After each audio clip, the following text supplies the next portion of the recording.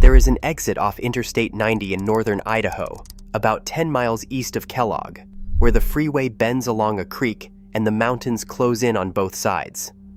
Exit 54. Big Creek. If you are driving it, you are driving through. Most people do. Wooded. Quiet. Completely unremarkable. Except standing just off the shoulder, visible for maybe 4 seconds at highway speed, there is a bronze miner in a hard hat with a drill in his hands, looking down at the road. And behind him, arranged in rows on the grass, 91 small white tombstones. That is not the strange part, because the memorial is not the reason this valley matters. The reason is underneath it. 30 miles of River Canyon in Shoshone County, Idaho, has produced more silver than any mining district in the history of the United States. Not the most in Idaho, the most in America, more than the Comstock, more than Leadville. And the trucks running past that statue at 70 miles an hour are driving directly over the top of it. They always have been. So how did the richest silver ground in America become a place most of the country forgot existed? And what is down there now that has nothing to do with silver at all? Since 1984, the Coeur mining district, the Silver Valley, has produced more than 1.2 billion troy ounces of silver. At the prices silver traded at in early 2026, that is more than $80 billion of metal out of one canyon. This one valley holds 3 American records at the same time. The largest underground mine in the United States is here, the Bunker Hill at Kellogg, with more than 150 miles of workings inside one mountain. Laid end to end, those tunnels would carry you farther than the drive from Kellogg to Missoula. The deepest is here too, the Star Morning at Mullen, more than 7,900 feet down. 5 Empire State Buildings stacked on top of one another, and then some. And the richest silver mine in American history is here, up Big Creek, behind that statue. The Sunshine. More than 360 million ounces from one property, one mine. More silver than most nations have ever produced. To understand how a place like that gets forgotten, you have to go back to a gold rush that failed, and a broke carpenter whose most famous employee was a donkey. Gold was found on the North Fork of the Coeur d'Alene River in 1881. Thousands of men came for it. It ran out almost immediately. By 1885, the rush had collapsed and most of them had gone home. Noah Kellogg stayed. He was a carpenter, not a geologist. He was broke. He had borrowed a grubstake and a jackass from 2 backers up in Murray, and nobody appears to have considered him a serious prospector. The legend, never quite verified, is that the animal broke its rope overnight. Kellogg found it the next morning standing in front of an outcrop of galena so bright he could see it from across the draw. In September 1885, he staked it. It became the Bunker Hill. And once one vein was proven, prospectors swarmed the South Fork, and virtually every major mine in the district was found inside a single year. All of them. Wallace, Kellogg, Osborne, Mullen, 4 towns appeared along 30 miles of river because of what was in the rock beneath them. The men who had come for gold had walked over it, camped on it, cursed the district as a bust, and left. This was never a gold district. It was silver, lead, and zinc, with a little placer gold on top, and the gold was only ever the thing that brought men close enough to notice. Bunker Hill ran until 1981, 96 years, out of a hillside a man found because he lost his donkey. Remember the donkey. It comes back. Then, on the morning of May 2nd, 1972, the second half of this story began. And this one does not end the way the first one did. 173 men went underground at the Sunshine that morning. The senior officers were not on site. They were at the annual stockholders meeting in Coeur d'Alene. At about 11:40, 2 electricians smelled smoke. Smoke was not unusual down there. There is very little to burn a mile underground in a wet mine, and the men knew it. Nobody panicked. But the fire had started on the intake side of the ventilation system, the side that pushed fresh air down to the working levels. Every fan in that mine was now delivering carbon monoxide to every man in it. Evacuation was ordered at 12:03. The hoist could lift only a few at a time. 80 men reached the surface. Then the hoist operator died at his controls. 91 did not come out. 2 more were found alive 7 days later, a mile below the surface, after the country had spent a week watching. It was the deadliest hard rock mining disaster in the United States since 1917. Roughly 200 children lost their fathers in a single morning. The failures it exposed became the Federal Mine Safety and Health Act of 1977.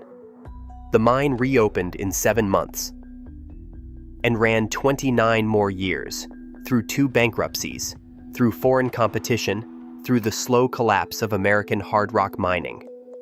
It was not the fire that killed the sunshine. In February 2001, with silver hovering at or below $5 an ounce, the company handed pink slips to 130 miners with 4 days' notice. A skeleton crew stayed behind to run the pumps and the fans in case the price ever came back. The richest silver mine in American history was not closed by a disaster. It was closed by arithmetic. The Silver Valley exists because of rock older than almost anything else in North America. These mountains are belt supergroup, sediment laid down in a shallow inland sea roughly 1.4 billion years ago, when the only life on Earth was single-celled. Miles of mud and sand compressed into stone, then caught in the Lewis and Clark Fault Zone, a shear belt that fractured the whole region. The fractures are what matter. Hot mineral-bearing fluids moved through the broken rock and dropped their metal load into the cracks. The cracks became veins. The veins are what the miners followed, sometimes straight down for a mile. And here's the fact: the 2nd century of this valley turns on. The silver here is not mostly native silver. Much of it is locked inside a mineral called tetrahedrite, a sulfosalt of copper and antimony, with silver substituted into its crystal structure. Antimony, in the same crystal, in the same vein, in the same ore the miners were already hauling to the surface every single shift. Between 1953 and 2001, the Sunshine produced more than 48 million pounds of antimony, purely as a byproduct of chasing silver. Nobody paid much attention. It was the thing that came up with the valuable thing. The antimony was never hidden. It was simply not the point. The valley did not die in 2001. It emptied. Bunker Hill's mine and smelter shut in 1981, and Kellogg lost the thing it had been built around. Thousands of jobs went in a few years, so the town went looking for something else to be. What it built was a ski resort. The hill above town had carried a small ski area since 1967, on ground leased from the mining company, sitting directly over the workings. They named it Jackass Ski Bowl, after Noah Kellogg's borrowed donkey. In 1990, the town finished a gondola from downtown Kellogg to the top of that mountain. 3.1 miles, the longest single-stage gondola in North America, carrying tourists up over 150 miles of abandoned tunnel on a mountain named for the animal that found the mine. That is what forgetting looks like, not a place that vanishes, a place that finds something else to be. Some of it kept working. The Lucky Friday at Mullen still produces, and Bunker Hill is being developed for a return. But Bunker Hill left something else behind. For decades, mill tailings went straight into the South Fork. In 1983, the area became a Superfund site, 21 square miles at first, later expanded across roughly 1,500 square miles of river basin. Children in Kellogg were tested for lead in their blood. That is part of this record too, and no honest account leaves it out. Then, in November 2025, the United States Geological Survey added silver to the Federal Critical Minerals List. And the price did something nobody standing in that Kellogg parking lot in 2001 would have believed. Silver, which closed the sunshine at $5 an ounce, averaged over $84 an ounce in the first quarter of 2026. But the silver price is not the reason the drills are going back in. Look around whatever room you are in right now. If there is a couch, a mattress, a carpet, or a child's sleepwear near you, there is a fair chance it contains antimony trioxide, the workhorse flame retardant of the modern world. In the United States, flame retardants account for roughly a third of all antimony consumed. The other uses are less domestic. Antimony hardens the lead in bullets and primers. It goes into armor-piercing rounds, night vision equipment, infrared missile seekers, semiconductors, and lead-acid batteries. The United States consumes well over 50 million pounds of it every year. The United States mines none, not a reduced amount. None. And the USGS is unusually blunt about when that began, with the closing in 2001 of the sole domestic mine in which antimony was produced as a byproduct of silver. Antimony is no longer mined in the United States. That mine was the Sunshine. The day silver fell to $5 and 130 men in Kellogg were sent home with 4 days' notice, the United States quietly stopped mining a metal it puts inside its own ammunition. Nobody framed it that way at the time. Nobody was thinking about antimony in 2001. Then, in August 2024, China, which has long supplied most of the world's antimony, imposed export licensing on the metal. In December, it banned exports to the United States outright. Chinese shipments to America fell by roughly 97%, and the price roughly tripled inside 18 months. The American strategic stockpile at that point held about 1,100 tons. The country was using around 23,000 tons a year. That is roughly 17 days. The valley nobody had thought about in 23 years had been holding the answer the entire time. Sunshine Silver Mining and Refining Company owns the property now. It has put roughly $250 million into exploration and development since acquiring it, on top of more than $600 million in infrastructure already standing on site. In June 2026, the company listed on the New York Stock Exchange. And the plan is not only a mine, it is a mine and a permitted refinery, envisioned as the only fully integrated operation in the country, producing and processing silver, antimony, copper, gallium, and germanium in one place.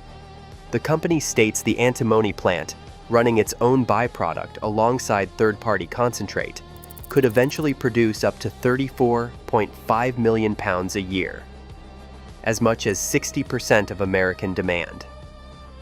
Put that against what it would replace. Before the ban, China supplied roughly 63% of American antimony imports. One canyon in Idaho is being asked to cover that gap, not to reduce the dependency, but to substitute for it. That is what could change everything means here. Not a richer valley, a supply chain for ammunition, semiconductors, and flame retardants that no longer runs through a country that has already shown it will switch the tap off. A feasibility study is targeted for early 2027. First production is targeted for 2028. Those are targets, not outcomes. Feasibility studies fail. Financing evaporates. This restart date has already moved more than once, but the direction is not ambiguous. The Sunshine Miners Memorial still sits at Exit 54 on the shoulder of the interstate. It was not built to commemorate silver. It was built for 91 men who went to work on a Tuesday morning and did not come home, and for the 200 children who waited at the gate. The silver that made this valley famous is mostly still in the ground. The market that made it worthless is gone. And the metal bringing the drills back was riding up in the same ore cars the whole time. Same crystals, same veins, same men. Noah Kellogg was not looking for silver. He was looking for gold, and he found a district. The miners at the Sunshine were not looking for antimony. They were looking for silver, and they hauled 48 million pounds of it into the daylight without thinking twice. And the accountants who shut the mine in 2001 were not wrong. Silver really was worth $5. They simply were not being asked the question that would matter 23 years later. Now the drills are going back in for a metal nobody in that valley was thinking about when the lights went out. Under a ski hill named after a donkey, beneath a statue on the shoulder of Interstate 90. Because in this valley, it turns out, the metal was never really hidden. The only thing that ever changed was which one anybody needed. If you want more of this, the ground under ordinary places, and what is actually in it, subscribe to Geoscope. It is the whole reason this channel exists.